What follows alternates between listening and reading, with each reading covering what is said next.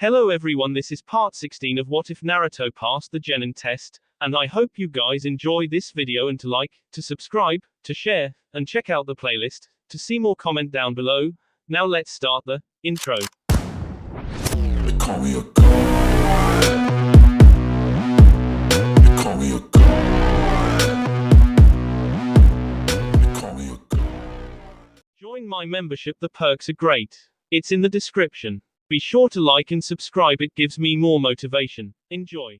They were all empty. Every single one of the 12 ramen bowls was completely drained of its contents, and a very full, completely stuffed Naruto sat back from the cluttered counter and let out a deeply content sigh, while Sakura, who sat not 2 feet to his left, just smiled and leaned her elbow on the bar.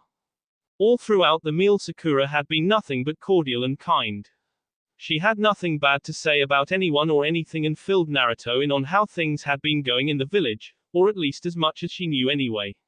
The pink-haired girl even managed to eke a note out of Kyubi about how she was being unusually pleasant. But it didn't bother Naruto at all, and before he knew it he had forgotten all about the awkward hand-holding incident that had happened earlier that day. Man, that was great, said Naruto. Ichiraku always is. Got that right, best place in town, said Ayami from behind the bar.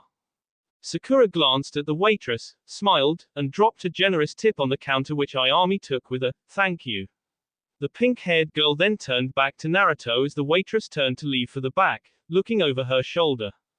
So, said Sakura, now that we can actually talk, why don't you tell me how that mission to the wave went? Said Naruto, who was actually beginning to tire of telling the same story over and over again. I can give you the long and short of it on the way home if you want, but I'm really curious as to how you've been. Honestly, I was worried about you the whole time we were in the wave, but the mission wasn't really letting me right back. Sakura smiled and looked down at the floor below her feet. I've been okay, I guess, give what happened. Naruto listened intently, hoping he wasn't dragging out any memory she was uncomfortable with. I don't really remember anything about the battle, she continued as the last of the customers left the ramen shack, or being wounded. The only impression I can recall is wanting to make sure that you were okay. Naruto glanced away from her for a second and then looked back towards her, not sure what to say. I do appreciate it, he finally managed, but I wish that you would have just saved yourself all the trouble. I mean, don't get me wrong, I'm thankful, but you almost SD. She just smiled and didn't look up from the floor, but rather concentrated on shuffling a bit of trash around with her sandal. Naruto, she said after a moment's pause, death has a funny way of altering the way people can look at things. We've both been there, but I think we both realize it. You've been different, still a great guy, but more grown up since Inoki almost killed you, and I haven't felt quite the same since that battle. I think coming face to face with death has a way of forcing you to grow up a little, said Naruto, but you're still Sakura to me. She smiled. I'm glad you still see me that way, though I'm not sure I am. I realized just how fragile life can be. Let's face it, all it takes is a second and it can be over, but it also made me think about just how precious life is, and how we need to treasure every minute of it. Naruto nodded, and thought a little about what she was saying. Deep thoughts for one so young, said Kyubi, but her words do not lack wisdom, and you might be wise to listen to what she has to say. I know, thought Naruto, I guess she has changed a little, and maybe it's for the better.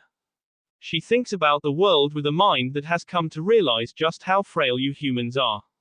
I agree, said Naruto, that's why we need to protect not just ourselves but those around us, because that life is so precious.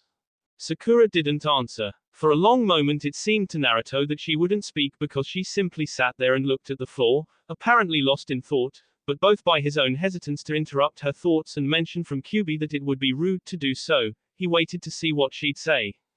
He sat there studying her demeanor, taking notice of how more than her attitude and clothes had changed.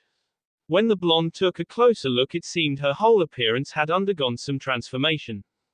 The only way Naruto could think to describe it was that she looked more mature than the last time he had seen her. She didn't have the same childish glow she used to, but instead possessed a cooler, less brazen aura about her. It wasn't long until Naruto wondered how in the world he hadn't caught on to the difference before. The people we care about, she muttered finally, looking up and right into his eyes. Naruto, she hesitated. I just wanted to say that I think you're a really good guy. Naruto smiled and put a hand behind his head. Thanks, Sakura-chan, I try to do my best. Sakura's hand trembled, and she quickly set both hands in her lap and looked away from him.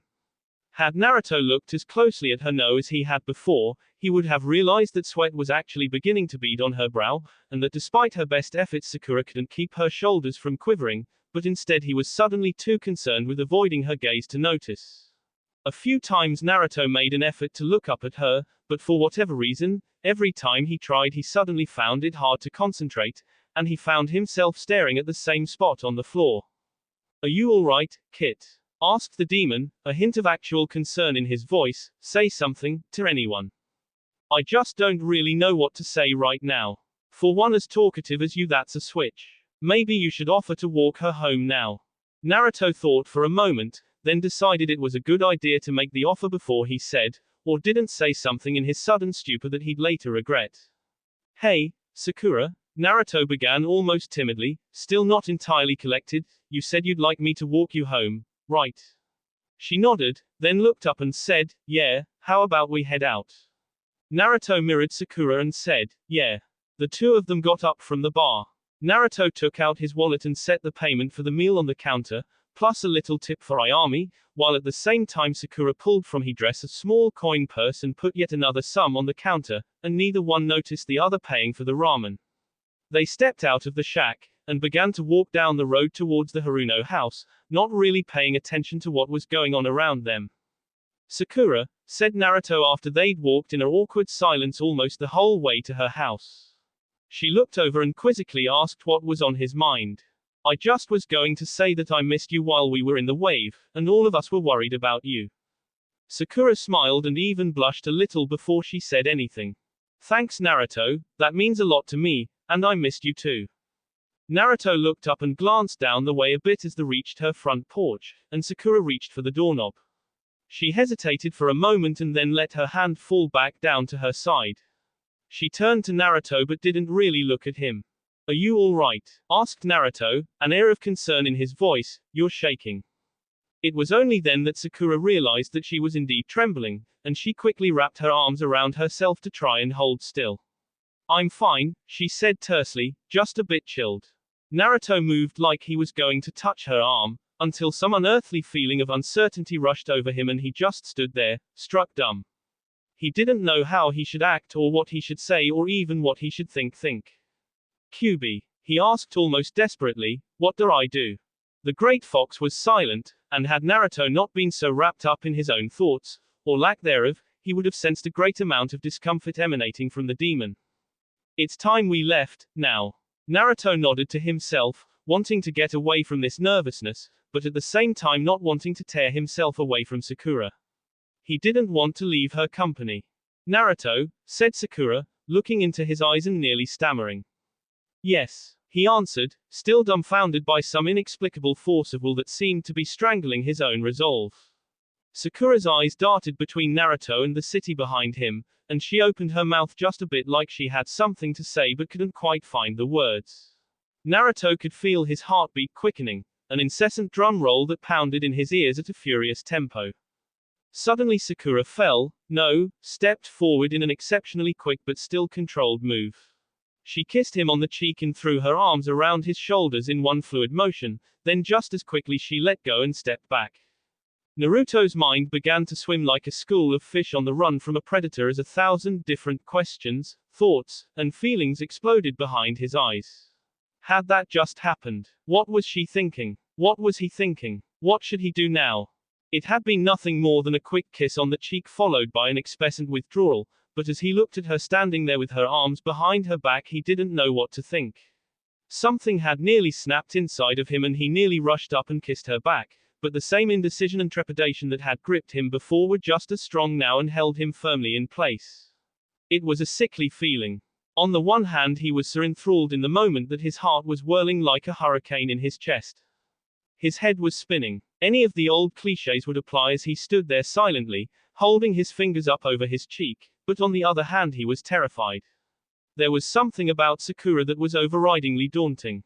Since the ramen shack, she had somehow transformed from the sweet 12-year-old girl on whom he used to have a crush into the beautiful and mysterious young woman standing before him now. To Sakura, the situation was quite different. Trying to describe the mind of a young girl, barely over the threshold of adolescence after she's just initiated what one might call a first kiss, is a feat I needn't even bother attempting. Be content to know that Sakura's thoughts were moving in no one comprehensible direction at all, and it showed on her face and in her demeanor. The girl came across as nothing if not absolutely distraught. She couldn't bring herself to look Naruto in the eye, but nonetheless she was trying desperately to muscle through the embarrassment and say something.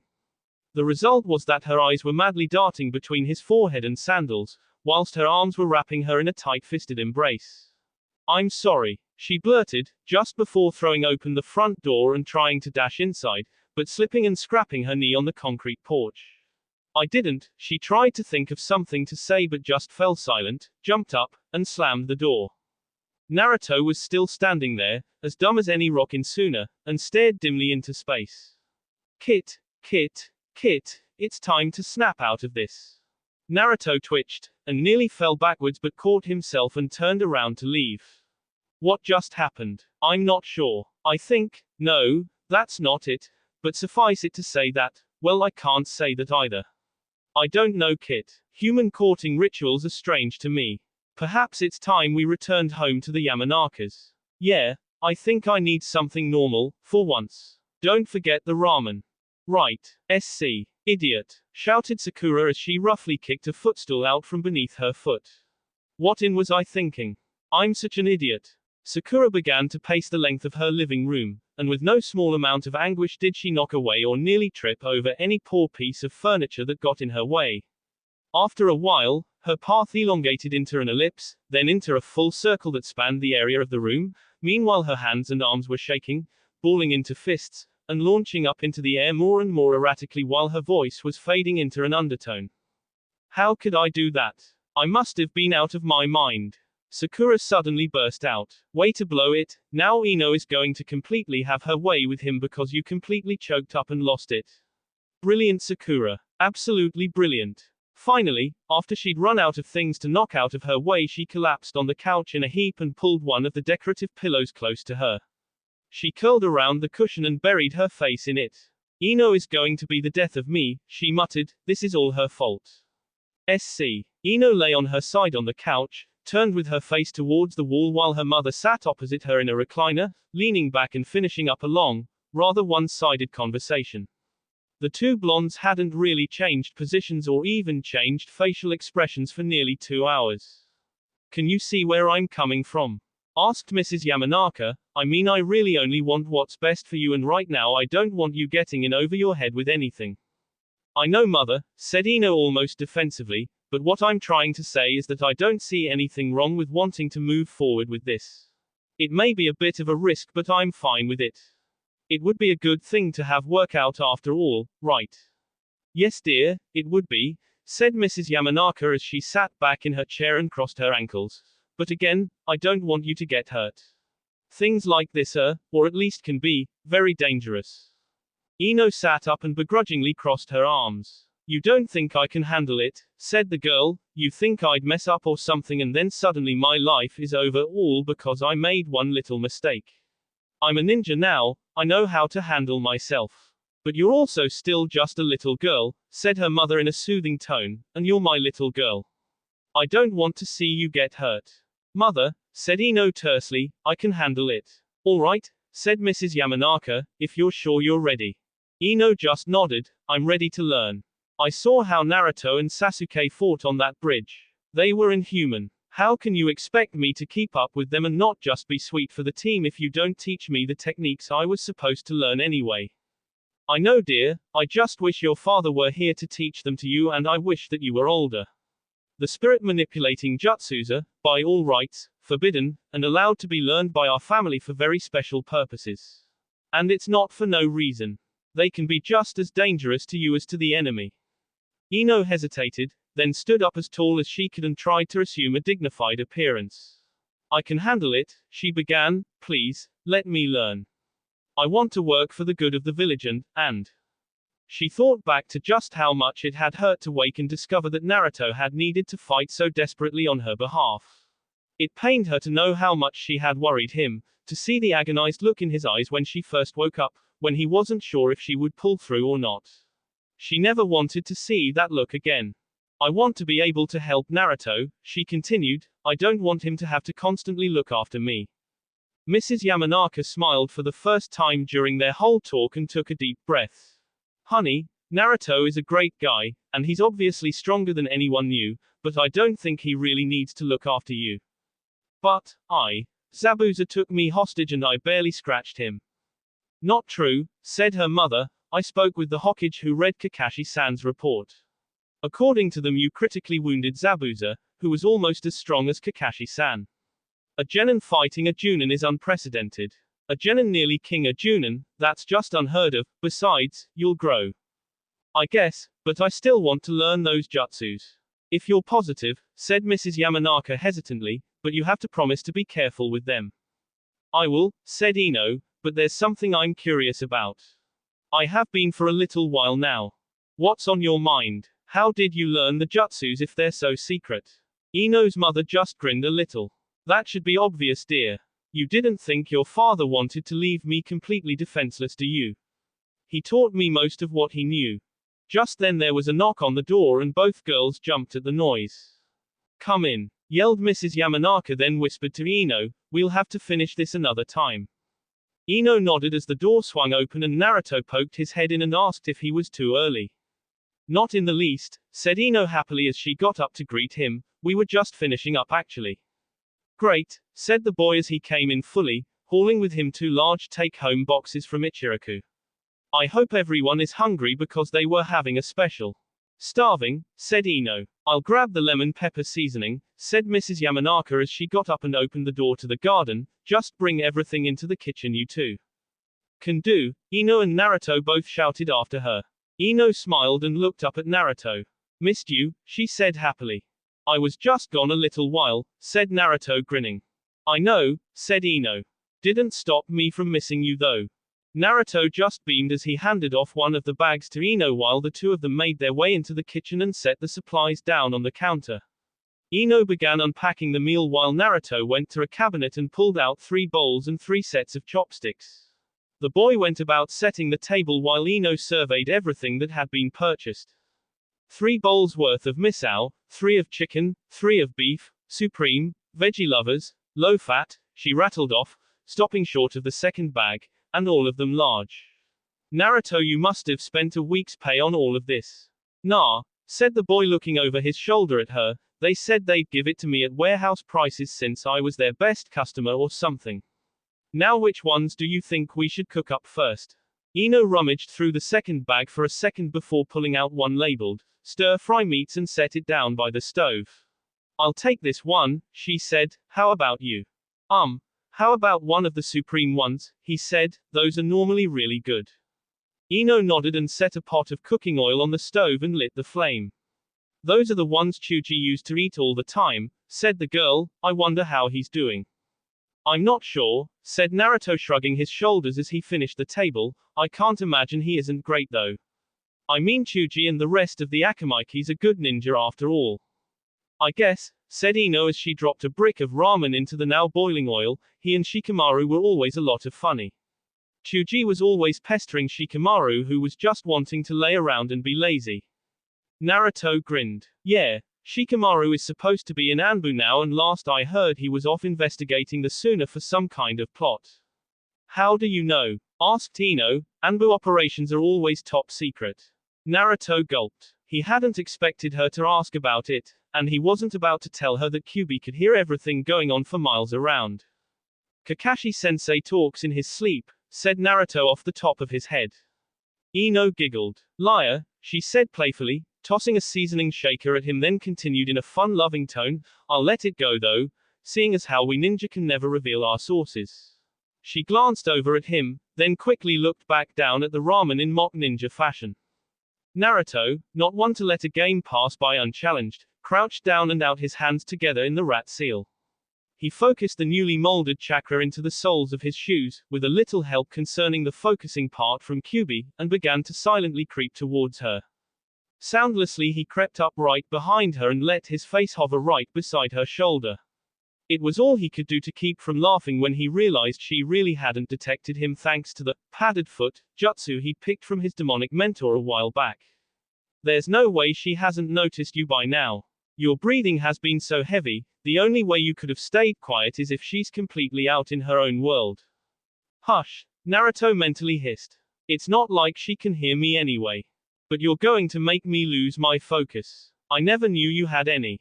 Naruto cringed but otherwise ignored the remark and instead focused on his little contest of stealth. He began to wonder if she really hadn't noticed him or if she was simply ignoring him for the sake of a fun little game. Smells good, Naruto whispered. Ino shrieked. God, don't do that, she yelled as Naruto stumbled back with ringing ears. I almost slapped you. Sorry, mumbled Naruto, catching his balance and rubbed his now throbbing temples. I thought you knew I was there. Everyone okay in here? Asked Mrs. Yamanaka walking in from the door to the garden, who screamed. Just fine, said Ino. Naruto just scarred half the life right out of me. Mrs. Yamanaka put on her best stern face and looked over at Naruto, trying her best but not really succeeding at looking angry. Try as she might, she just couldn't keep her lips from slipping into a faint smile. Ino as well was trying not to let the penitent and pathetic look that had come over Naruto's face affect her, but it was just too much.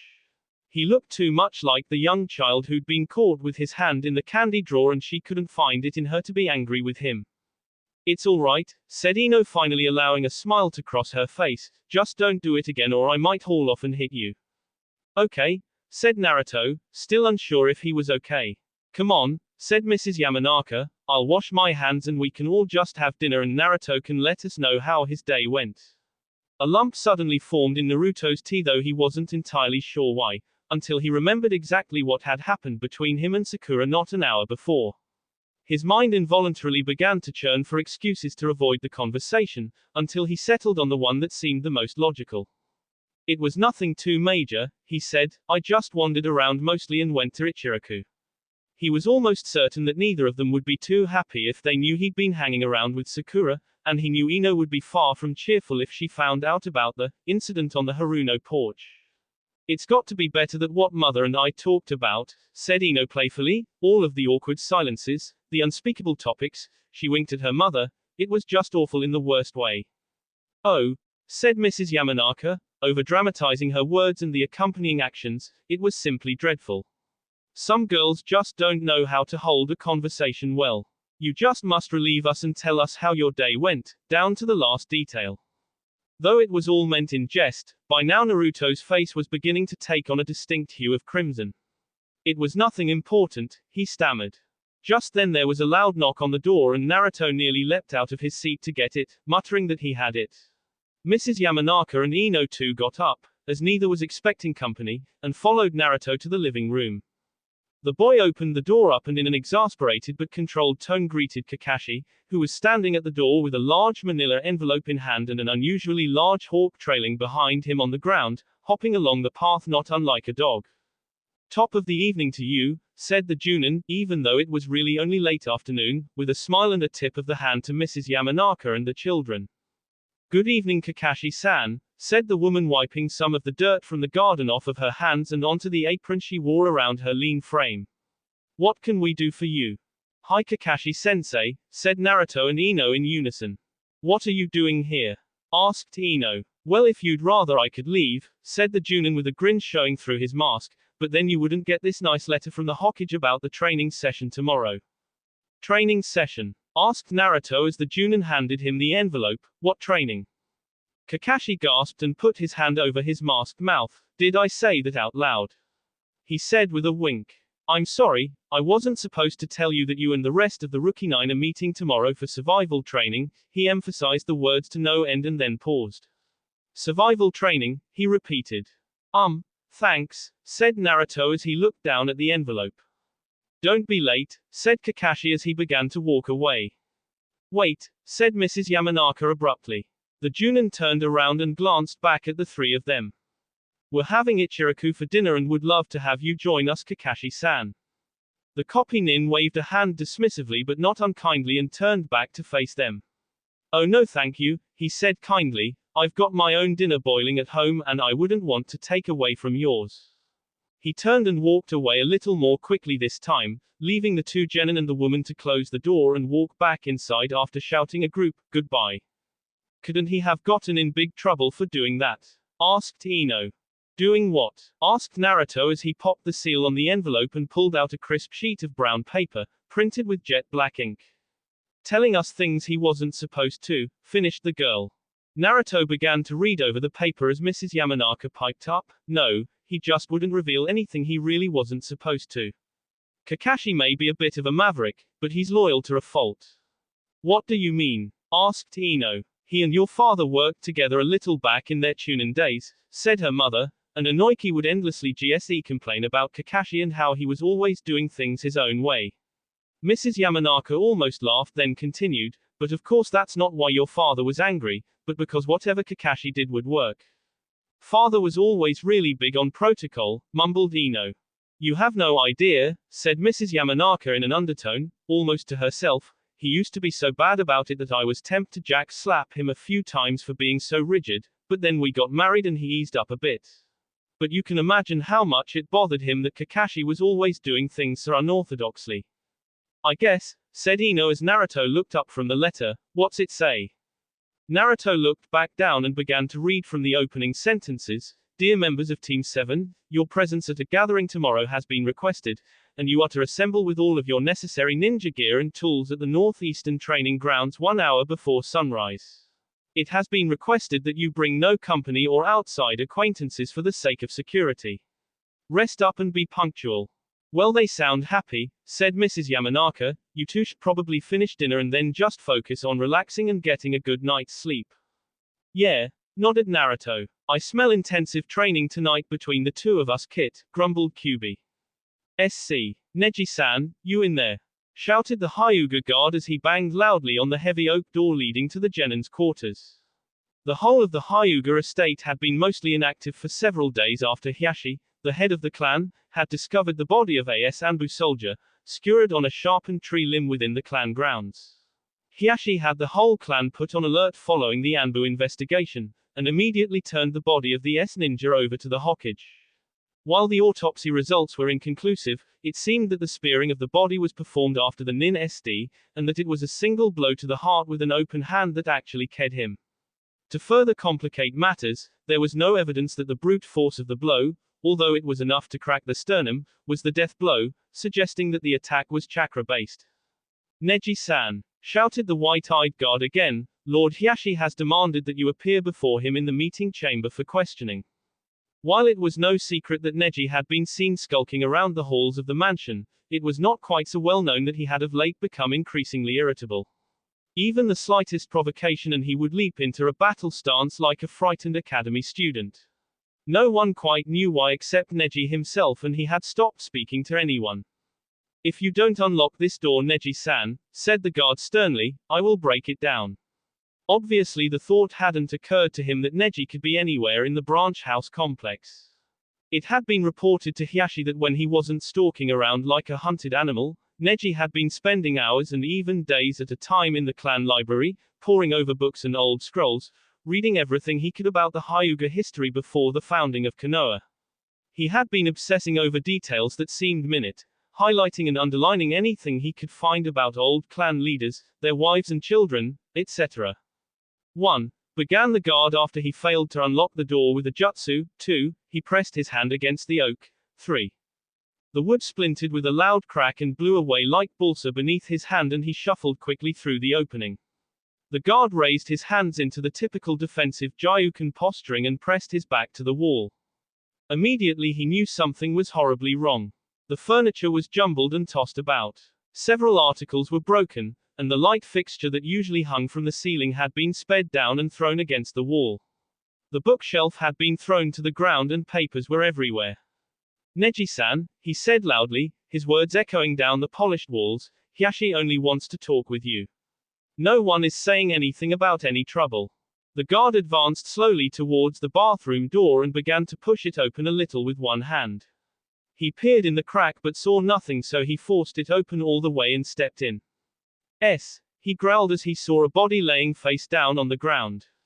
The guard cautiously but quickly knelt down and rolled the body over. It was Neji, eyes rolled back in his head and barely breathing, with bloody puncture marks all over his chest and arms. "Help!" he shouted, scooping Neji up in his arms and moving to get out of the room. Assassin X. That will be all for this video. Be sure to like, subscribe, share, and comment down below for more videos. Goodbye.